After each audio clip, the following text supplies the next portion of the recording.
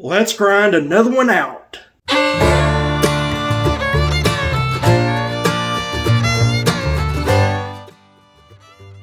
Welcome back to the channel. I'm your host, Ken Johnson. Today we're doing something a little different. So I am a big fan of Two Guys in a Cooler.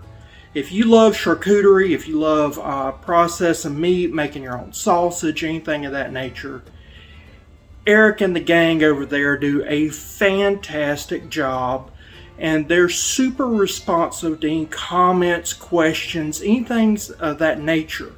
So that is something that I really look for in a good YouTuber, good content creator, is not only do they put out good, entertaining, quality content, but do they respond? Do they pay attention to you? Do they make it to where you feel like you matter? And so that's what I look for. That's what I try to do with my channel. And Eric and the gang over there do a fantastic job. Well, a while back, Eric was talking about he's getting ready for his season of Celebrate Sausage, where he makes all these great sausage recipes. He does collaborations with different sausage makers, other channels. Something we don't do here. Okay, now I've made sausage. I'm not saying that I haven't made sausage. I've got experience in it, but not to that level. And most of the sausage I've always made has been patty sausage, fresh sausage, bulk sausage. And it was normally wild game. So he put out a challenge to the viewers to come up with a recipe in honor of the New Orleans Saints, the Who Dat. So he wants a Who Dat sausage. And me living just outside Pensacola, Florida, I've spent a lot of time in New Orleans, a lot of time in Louisiana, both as a single man and a married man. And as far as I know, there's no prize. It's just whoever wins, they are the Who Dat sausage winner. So it's just a friendly little competition. No real prize I know of, but I thought it'd be fun. So that's what we're doing here. Is making my version of a Who Dat sausage. Okay, so this right here is 1/3 cup of all-purpose flour that I placed very thinly on a sheet of aluminum foil over a metal cooking sheet. And so I put it on 350 degrees Fahrenheit for 15 minutes. It is now kind of a light brown color. It's not white. It is toasted to a bit, but it's not as toasted as I want. So now what I'm going to do is take a fork, stir it up, flatten it back up, and then I'll put it in again. Alrighty, so another 15 minutes have passed. I actually have an app on my phone that allows me to tell colors. If I want to figure out what color or something is, and it came up oat straw as being the most common color, that this is kind of a oat straw. So it's just a little bit lighter than a yellow ochre, but it's got a very tan khaki color to it. And so now what we'll do is we'll kind of get all mixed together again, spread it all out, and then run it again for about another 15 minutes. Okay, again, another 2 shades, maybe 3 shades darker. Now we're getting into a darker tan, darker, deeper khaki, but not that much. You're seeing some Maillard reaction taking place. It is noticeably a very deep, dark tan color. Now we'll put in for another 15 minutes on the lowest rack setting at 350 degrees. Alrighty, so this right here has went from oat straw to a color my phone calls yellow sand. And it is a darker color. I would say that it's now getting into the yellow ochre stage. It's almost to that stage of color, and it's getting darker. Basically what you do is you keep doing this 15 minutes at a time. You could bump up the temperature. You could go up, 375, whatever, but the more that you go up on temperature, more likely you are to burn it, and I don't want to burn it. So that's the reason why I'm going real low and real slow. And low for me is 350. I don't use my oven at many temperatures under 350 usually. In fact, I normally cook way higher than most people cook at. So this is low for me. Okay, so I just love the name of these colors that I'm getting. One of them is, it's now saying this is corn silk. I will say, just for you to have an understanding of the color of this, it is now, it went from color of, like if you dealt with garlic powder or granulated garlic, it has went from that color to like a bamboo color, and now it is like taking walnut holes and grinding them up. So it's getting darker and darker and darker. I'm wanting to get it to about the color of cinnamon. That's where I'm wanting to get this to. And so I'm going to put this on. I'm going to let this go now for about 30 minutes. So right here I've got some mustard seed, and you can kind of see the color on it. And it is about the color of mustard seed. So it's a very, it's not a dark brown. It's not like apple pie spice or cinnamon or clove or any color like that, but it is getting to that real dark taupe tan color.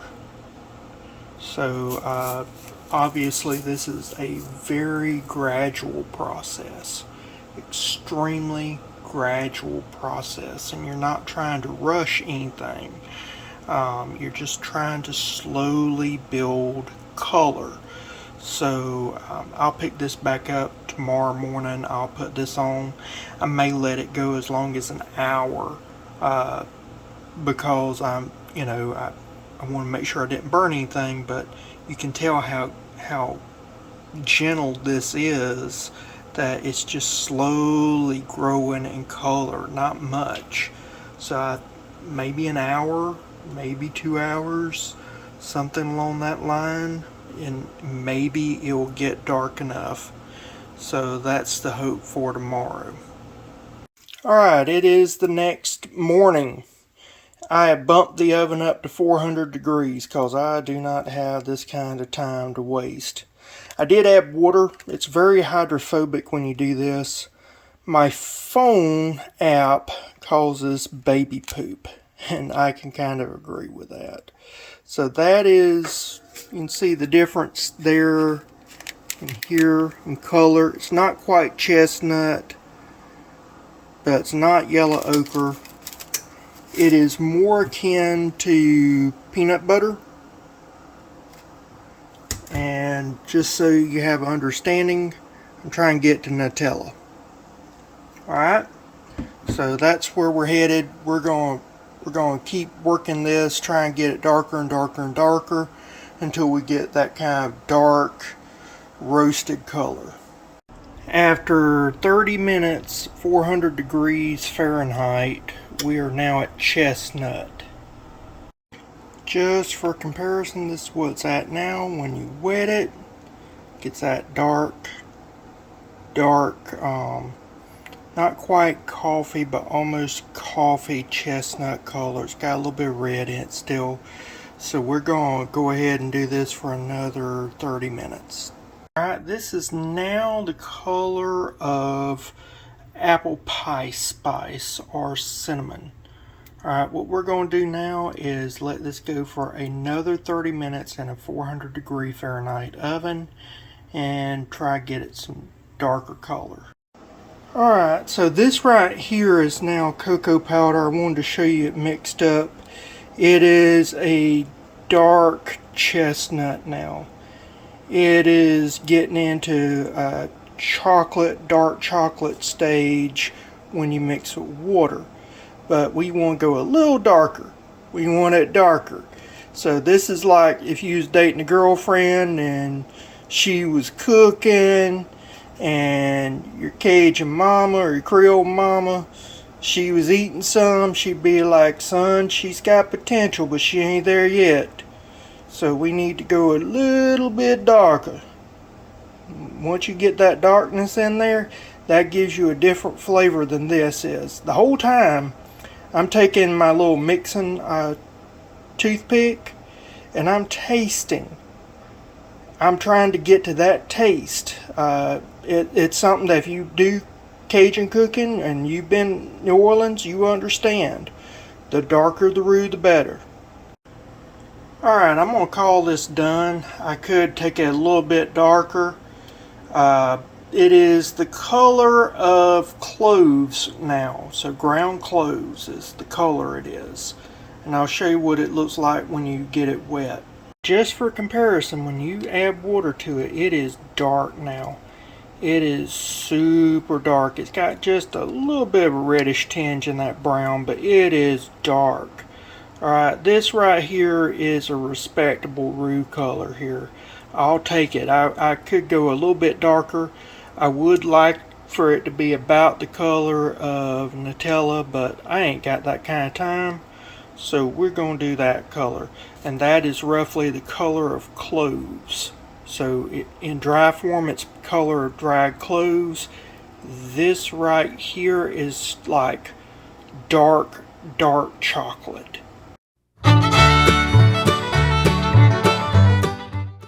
Okay, I got my scale here. This is 2 sticks of celery, which is roughly about a half cup. And that comes out to be 1.4 ounces. If I go ahead and hit this, 38 grams. So you could easily say 40 grams on this. We're going to go with 38 grams. In honor of the Isleño culture that actually built New Orleans, which if you don't know anything about the Isleños, a lot of them live in St. Bernard Parish. They are from the Canary Islands. They speak Spanish, so think Spanish style Cajun.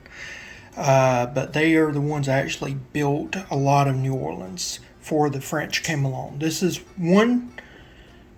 13.6 ounces. 13.6 ounces. Now we're going to convert that over.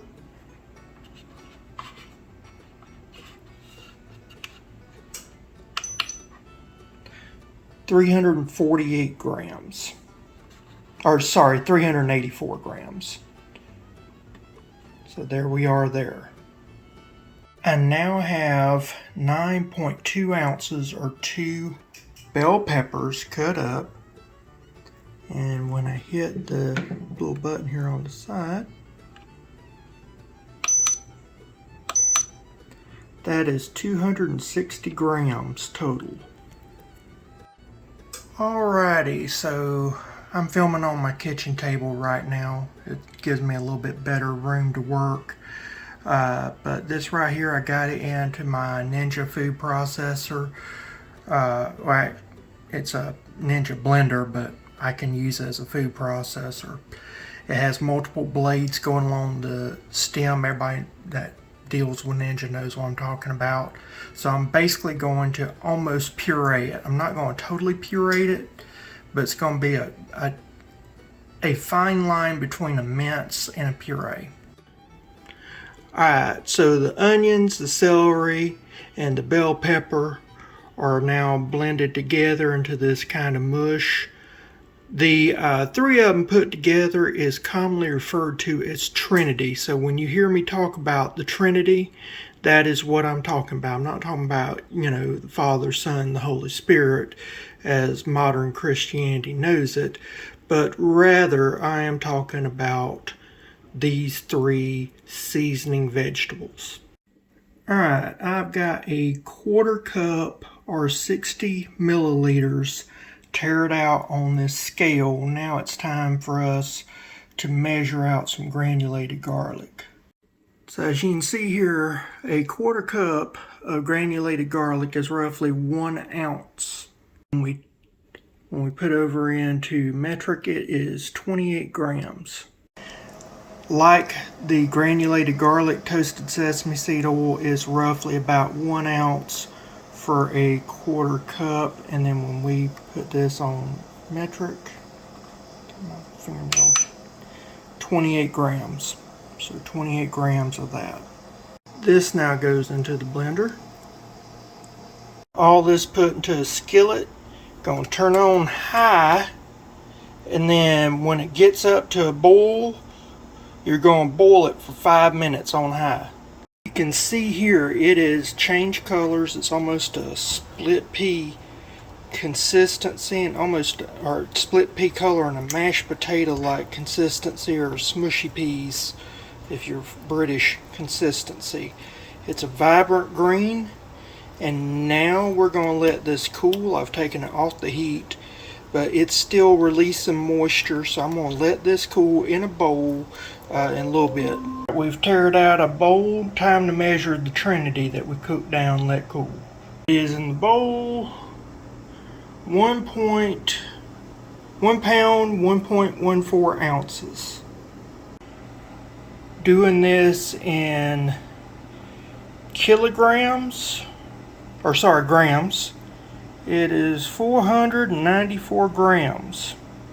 Okay, so this right here measured total of 494 grams. When I added everything up together, the original weight was 738 grams, meaning it lost 1/3 of its weight.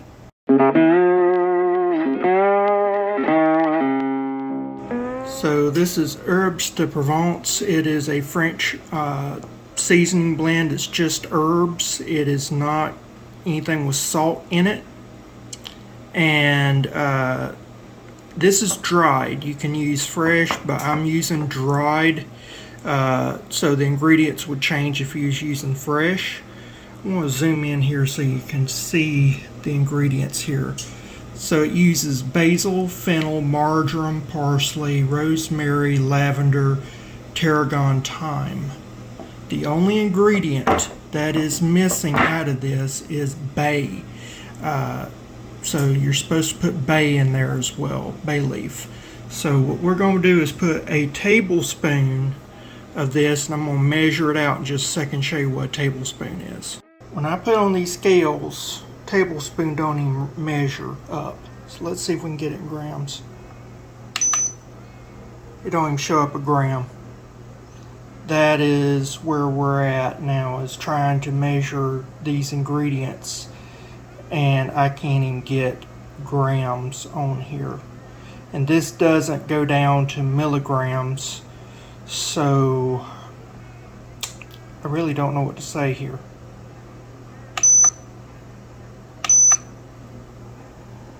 Now I know Eric wants weight on this, but I just don't have a calculator measure this small amount of herbs. So what I'm going to do is I'm going to give liquid measurement, volume measurement in metric, because my scale will not do it. So if he likes this sausage and decides to use it and call it his Houdat sausage, then he can go and measure it out with a better scale than what I got. But look at all the lavender in there. That is going to give tremendous flavor. But a tablespoon is 15 milliliters by volume. So that's what we're going to call it. Here's another one that's going to be hard to get actual measurement on. I've got a mortar and pestle, and 1 bay leaf I'm going to grind up in here into a powder. I actually had to change up the mortar and pestle. They make a powdered bay leaf. Problem is I cannot find it anywhere locally. I had to add 2 pinches of salt, a coarse salt, to get this to grind up mortar and pestle. If you had a electric coffee grinder, spice grinder, that would work, but that came out to be roughly 1/4 teaspoon or 1.25 milliliters of powdered bay leaf. Now what we're going to do is I'm going to mix in my herbes de Provence and grind that up just a little bit, do a light pulverization to break up all those flower petals and some of the bigger fennel seeds and things of that nature to better incorporate the seasoning. I've got a 1,000 milligram vitamin C tablet. Got this from Walmart. I'm going to put that into the mortar and pestle and grind that up real quick. That goes into my dry herbs. It really helps set the color on the meat, and some people argue it's a cure accelerator. Alright, this is McCormick's Peppercorn Medley Grinder, and I was using the middle grinder setting, the medium grind. The whole bottle weighs 0.85 ounces or 24 grams. I didn't even use but 2 tablespoons of spice out of this. So it's not even a half bottle gone. Almost, but not quite. The ingredients are black peppercorns, coriander, pink peppercorns, white peppercorns, allspice, and green peppercorns. Alright, so if you don't have this, you can basically make a mix, equal parts black, pink, white. Well, actually, you could do a little bit more black than anything, a little bit more coriander than pink, and a little bit more pink than white, a little bit more allspice than green, and you would have something equivalent to this. But if you have it in store, it is cheaper, easier, and better just to buy this. Now, I use 2 tablespoons. The problem is 2 tablespoons of this grind up medium doesn't show up as grams or ounces on this scale. Alright, so that's a problem. Now, the good thing is that we know that a tablespoon is 15 milliliters. So if you want to do metric, you can say it was 30 milliliters. Okay, I got 2 grams of red chili flakes here. Scratch that.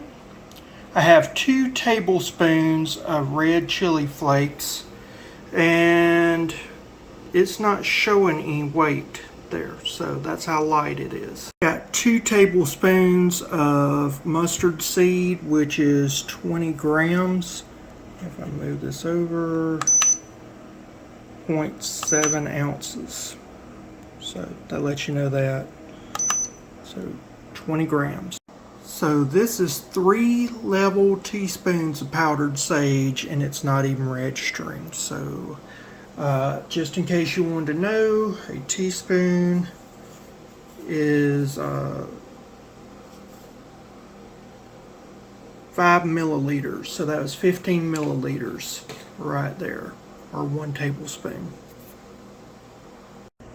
This is a half cup of dry milk, or 36 grams. Into my Trinity, I got a 1/4 cup of Moscato wine, which is 60 milliliters.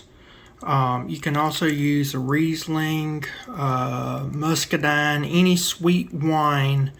You do want it to be sweet though. Into the Trinity, I'm also doing 1 teaspoon or 5 milliliters of absinthe, and I'm using Mephisto because that's what I could find. If you cannot find absinthe, you can use any anise flavored liqueur. It won't be the same.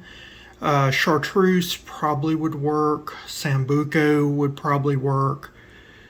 Ouzo could work, any of those, but if you want to be genuine to New Orleans cooking, definitely you want to use absinthe. Now I'm adding in 1 teaspoon or 5 milliliters of orange bitters. You could use Angostura bitters, Peychaud bitters, any good quality orange bitters. Some people argue that Peychaud is better than Angostura. Others argue the other. Really and truly, I don't have a dog in the hunt, and most places you can find Angostura a lot easier and cheaper than you can Peychaud, so I'm using Angostura here. This right here is 1/4 cup or 60 milliliters of Worcestershire sauce. If you got Lea & Perrins, get Lea & Perrins. I could not find Lea & Perrins, so all they had was French's at the store. So that's what I'm using here. Now the next ingredient I want to warn you about, because this is some potent stuff. This is concentrated liquid shrimp and crab boil from Zatarain's. You can buy it at Walmart, you can buy it on Amazon, you can buy it everywhere in the world just about. And it is super potent, so we're only going to put in 1 teaspoon or 5 milliliters of this liquid concentrated shrimp and crab boil. There you go. And I'm telling you, it will blow your head off. It's so spicy, so be very, very careful.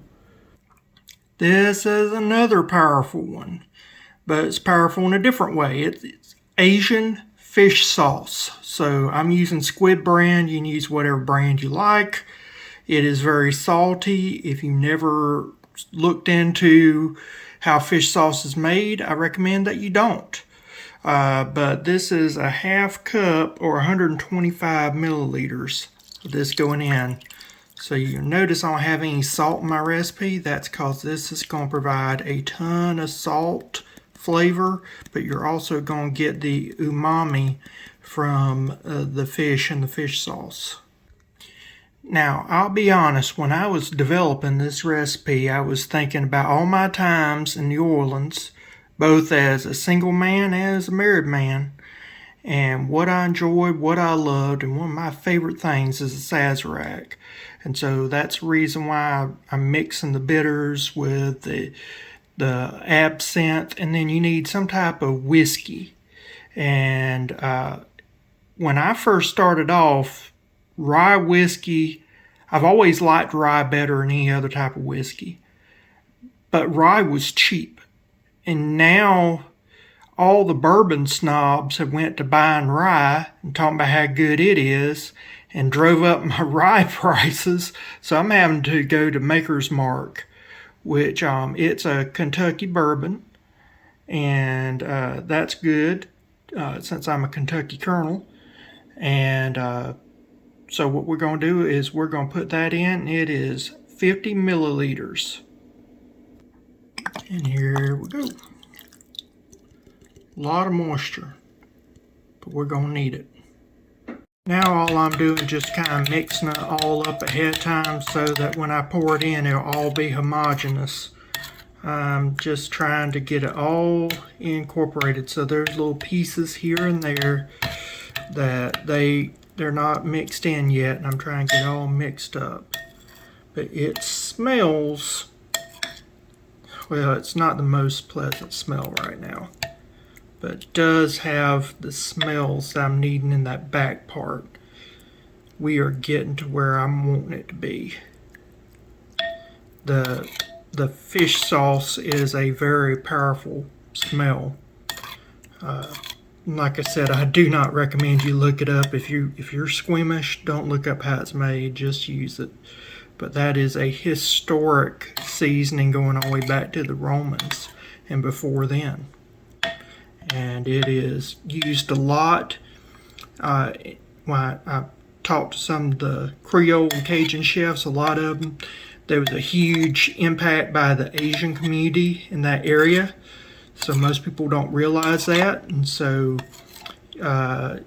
there's a huge Hispanic influence Got all these different cultures that have come into the area. Everybody just wants to say, oh, it's French. No, it wasn't just French. It was a bunch of stuff. You had Native Americans. You had all different kinds of people. And so this right here, man, is it going to be good? Yeah. Now we're going to, after we mixed up our dry ingredients, we're going to mix in our dry ingredients slowly into our wet. Just slowly add them in because it'll clump otherwise if you don't. Alright, I need to add 1/4 cup pressed dark brown sugar. And that comes, so 1/4 cup comes out to be 64 grams. I'm going to do another 1/4 cup, so that makes a 1/2 cup of pressed dark brown sugar. And that's 66 grams, so 70 grams, or 130 grams total. Okay, so I've got a 1/4 cup of salt in here. And that is 68 grams, no, 70 grams. 70 grams of salt. When I was developing this recipe, I had originally planned on doing about 30 pounds of meat. Because of the rapid changing in the marketplace, the cost of living going nuts, price of gas, price of everything going up, I've had to modify this recipe greatly by the amount of meat. But some of the ingredients in it are so minute that doing it in a 5-pound batch would be nearly impossible. So what I'm going to do is I'm going to measure out, weigh out how much this is, and only use a 1/6 of this, and then the rest will freeze, and we might do like deer sausage or something later with it. But so when you look at the recipe, it will be for 30 pounds of sausage, but I'm only doing it with 6 pounds or 5 pounds today. Alright, when I measure this out, it's 1.2 kilograms. So what I'm going to do is divide that by 6. That should come out to 200 grams. So I'm going to use 200 grams of this base. I'm going to tear it out and mix that with the 5 pounds meat. So when you look at the recipe, you'll see that it is for 30 pounds of meat. But realize I'm only using the 1/6. So 200 grams of this.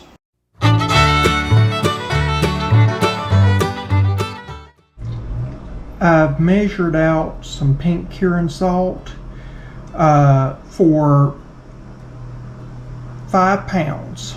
I'm not, because you have to be very specific on this. So for the 30-pound batch, I'll put my measurement down in the recipe. But for 5 pounds, it's 1 teaspoon, and 1 teaspoon is 6 grams on the nose. Okay? So you gotta figure, and that's the from the sausage maker. So 1 teaspoon of theirs is 6 grams on my scale. Now my scales may be wrong, so just make sure you measure it out. So when I do the 30-pound recipe, I'll give you that total amount. This is ground turkey. It is 20% or 15% fat. It is a mixture, from what I understand, of dark and white meat. It is something you can buy at Walmart very easily. I could not find ground chicken at my supermarket. I looked at Walmart. One Walmart didn't have it. The other ones that did have it, it did not look that fresh. So this is 1 pound of that, and 1 pound is, well, don't give me the number of grams it is. That's funny, because just about everything in America has to have listed number of grams. Alright, so 1 gram is roughly about 454 grams. So this right here is some ground chuck. It's what we call 80-20 here in the US, so 20% fat. And it was roughly about 1.5 pounds, more or less. So in grams, that was 672 grams of the ground chuck. And I had this in the freezer, so some of it is starting to freeze, and that's good because you actually need it to be below 50 degrees to start getting a binder going when you mix your sausage.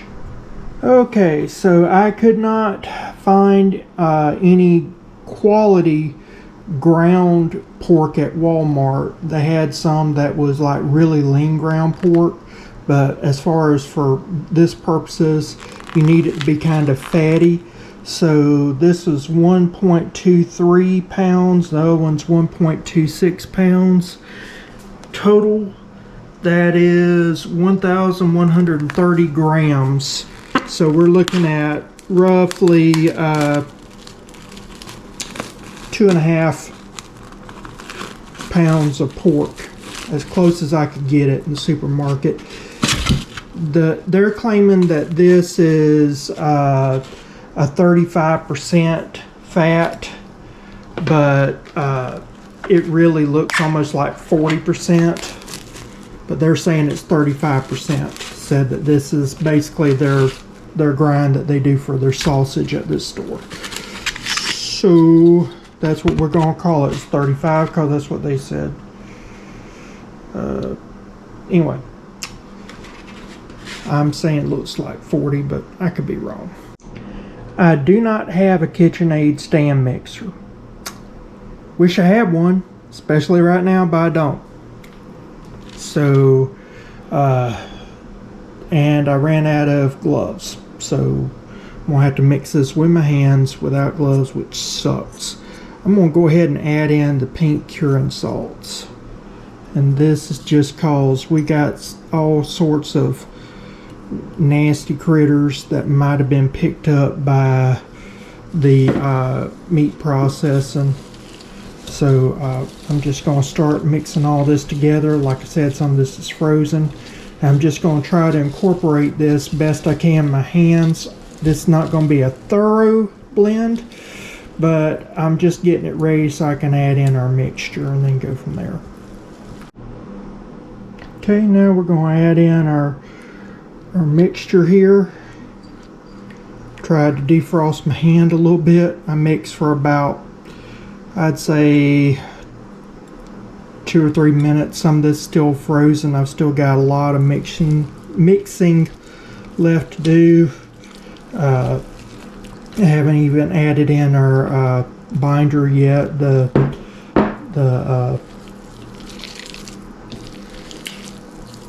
powdered milk, but trying to get some of this meat to defrost. It stayed a little bit too long in their freezer, so we're going to have to work on that. And so I'm just going to work here. This time I think it's time to add in dry milk powder. So this is 6 grams, which is basically 1/6 of the original amount called for. So we're going to just continue on here mixing.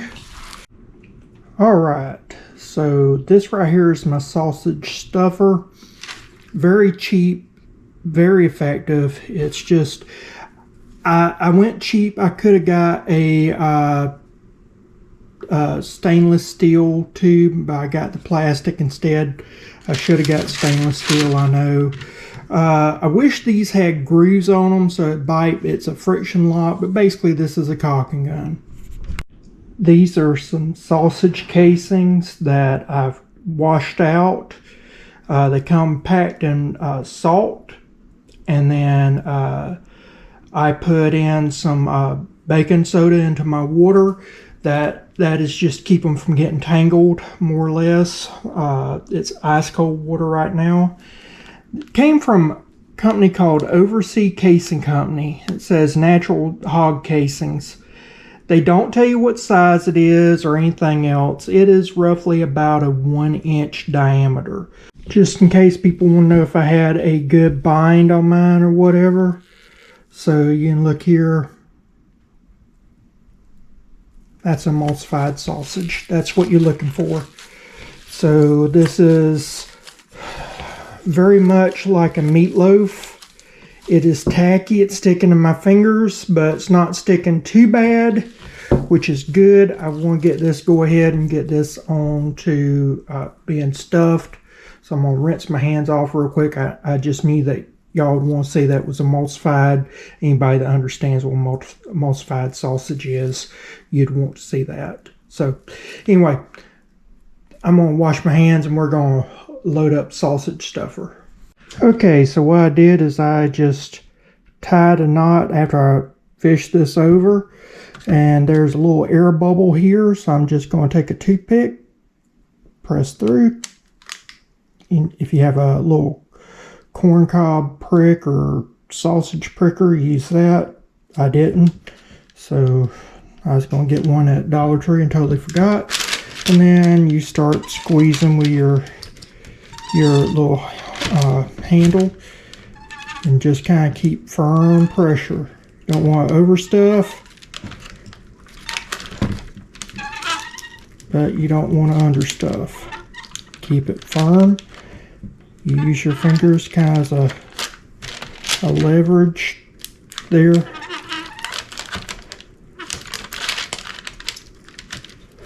Think you're getting a hole, prick it.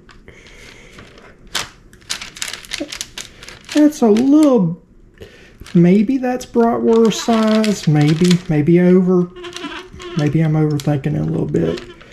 This is a weird brand. I've never heard of a sausage company that didn't do sausage casings by diameter. But yeah, I've got some air holes in there I'm going to have to deal with. Alright, that's the first run, the first tank. So that's roughly about half my sausage. So 2.5 pounds right there. First tank, I think I took out like 5 or 6, and so that's good to know that you don't need to have that many of them.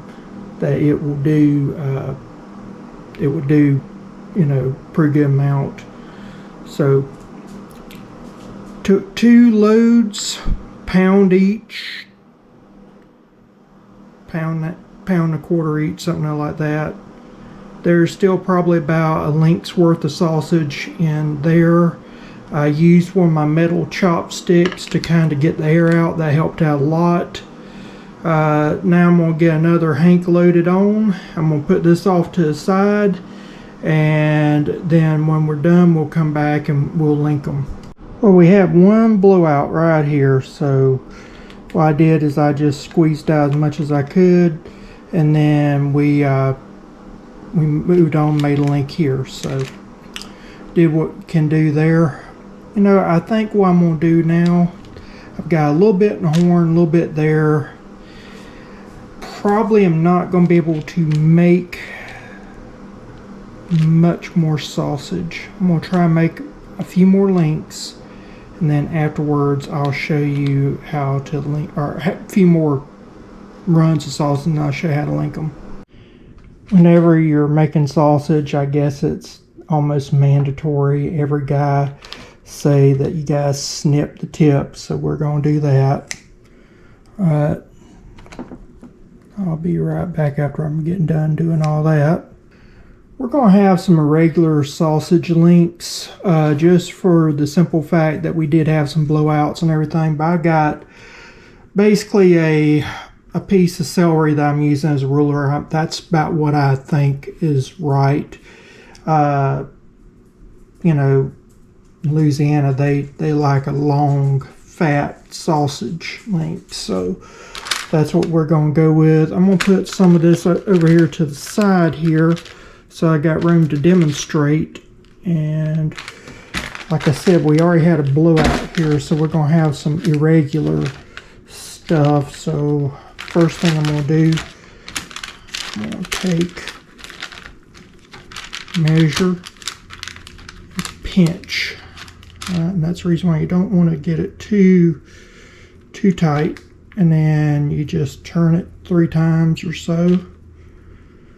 And then I may have gotten this a little bit too tight. Come over here. And then go next one. Here. And these two are going to go around 3 times.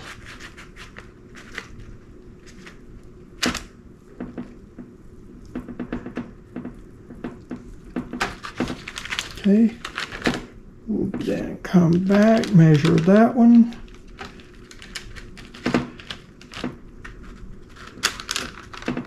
Pinch that right there. And then I'm going to half that one because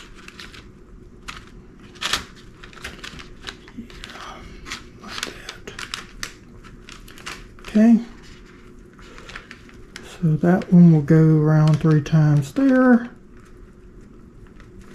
And that is our linked sausage. And of course we had the blowout, so that will kind of keep everything about the same length, more or less.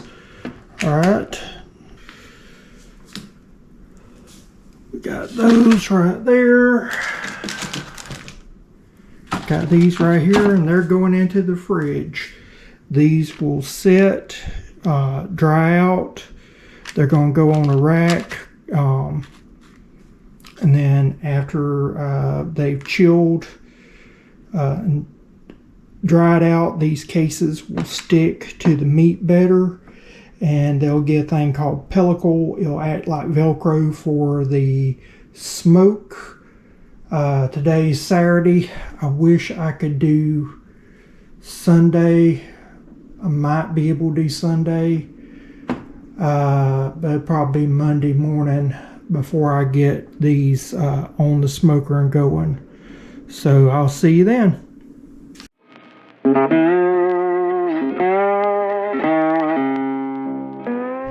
Alright, I got my smoker box going on this cold smoker.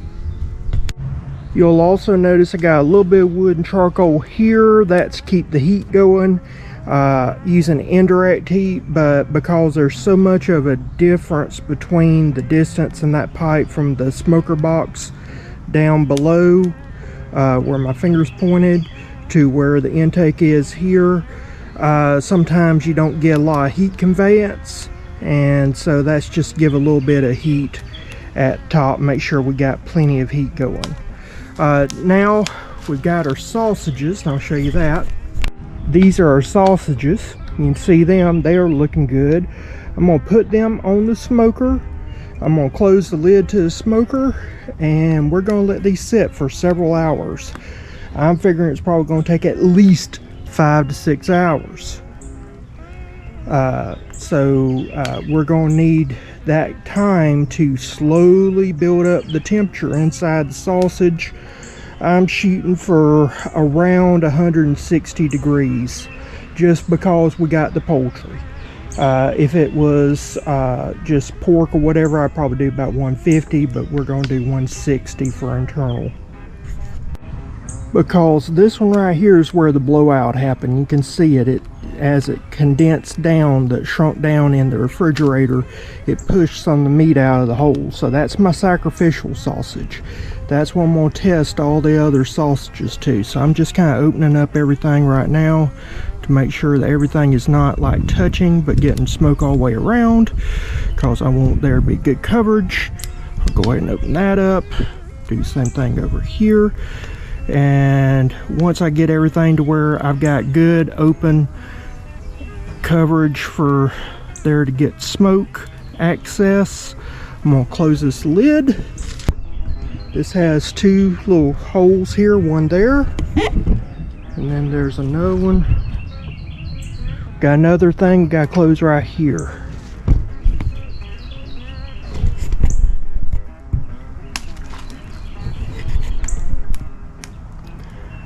Our temperature is climbing. I'm going to close the lid right here. I'll close this off. Alright.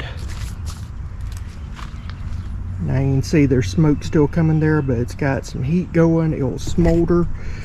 That is popcorn tree that I got in there. I don't think I said what type of wood I'm using. I'm using popcorn tree. And so if you don't have popcorn tree, it is a invasive plant here in Florida, all throughout the southeastern United States, especially along the Gulf states. Popcorn tree or Chinese tallow, sometimes called chicken wood or chicken fence wood in Louisiana. It's such an invasive tree. It's so accessible. But if you don't have it, you can use hickory. If you don't have hickory, you can use cherry. Cherry's good. If you like a real strong smoke flavor, which I do, apple's always good. You can also use pecan. Pecan is very mild. I would hesitantly use pecan, but I definitely would not use oak. I would not use mesquite per se. But if you got it, I mean, any smoked wood is better than no smoked wood, in my opinion, for smoking. So here we are. I'll probably be back in about, I don't know, I'd say 5 hours, 6 hours. It's fixing to storm here already. The smoker is reading at 202 degrees Fahrenheit. So that is definitely within the smoke temperature. As my daddy would say, we got it smoking. There was a break in the rain, and I went ahead and flipped these over, wiped them down a little bit. They was just kind of clean them up a little bit so they'll take some smoke. They're taking a lot of smoke, getting good. They're still needing time on the smoker. But I mean, they're looking good. Look at that. That right there is looking good. Just gonna take a little time. That's the whole name of the game, is low and slow. Take your time.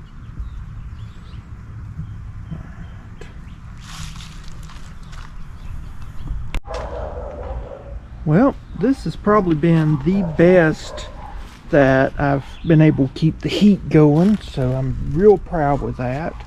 These sausages are looking fan-freaking-tastic. So what I'm going to do is I'm now going to start temping these and seeing how they're doing on the temp. So we'll do that next. Right now it's temping at 129.7 degrees Fahrenheit. So we still got time left on this. So we'll just keep on keeping on, folks. Alright, we got smoke going back up. Temperature is just under 200 degrees. Low and slow. It's going to be climbing up a little bit, but not much more. But it's definitely getting the heat up. Try and get that flavor built. Try and get that color built. You don't want to do this fast. This has to be done slow. And so I'm letting all that sausage and the wood and the thyme do its magic. I got Tasha holding light for me. And this is our tester, so we're going to temp this out. Just go into the middle right here.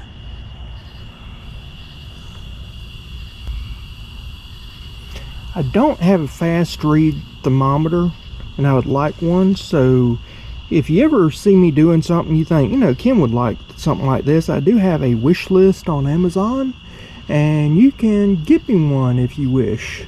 Not saying you got to, I got money, I understand times are tough, but you could if you wished. Alright, I'm gonna say that's done.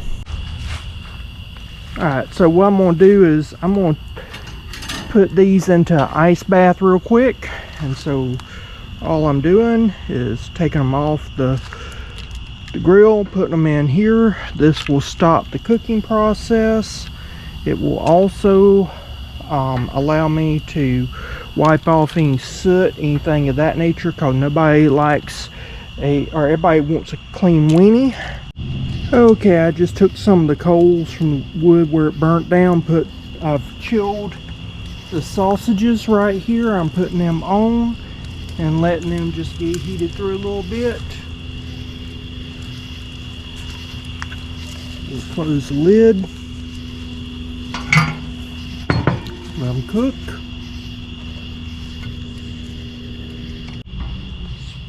Flipping these over.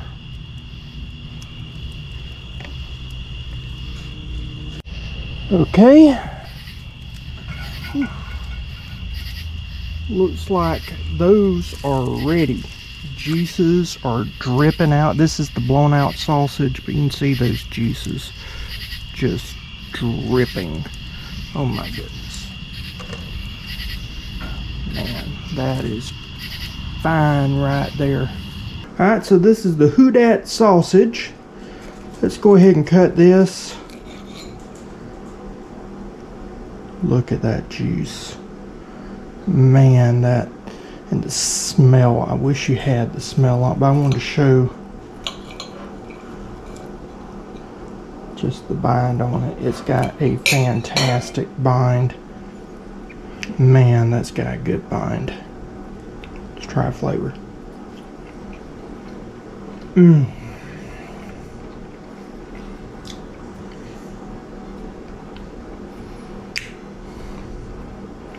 Man,